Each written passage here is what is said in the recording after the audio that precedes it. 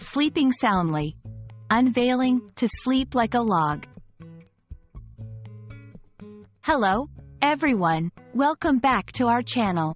Today, we're diving into an interesting English idiom that you might have heard or read somewhere. To sleep like a log. This phrase paints a vivid picture of what it means to have a really deep sleep. Let's break it down together and find out why it's used and how you can use it in your conversations.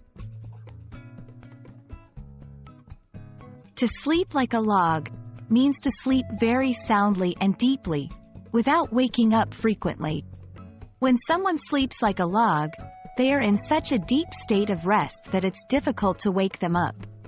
The idiom draws a comparison to a log, which is a large piece of wood cut from a tree, suggesting that just like a log doesn't move or react, a person sleeping deeply is also motionless and undisturbed.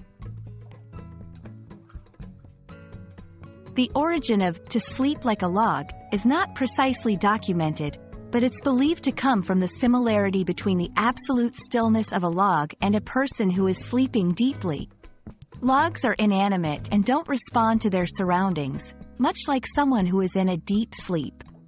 This expression is a great example of how everyday observations about the world can turn into idiomatic expressions in language.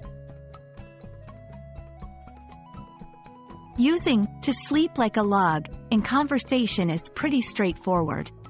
It's usually used to describe one's own sleep or someone else's. For example, after hiking all day, I slept like a log. You were sleeping like a log. I didn't want to wake you. It's a neutral to positive expression, often implying that the sleep was refreshing or needed. There are other idioms that convey the same meaning as "to sleep like a log." Some of these include "to sleep like a baby." This also suggests deep, peaceful sleep, but might imply innocence or the carefree sleep of a child. "To sleep like a rock," similar to sleeping like a log, indicating very deep sleep.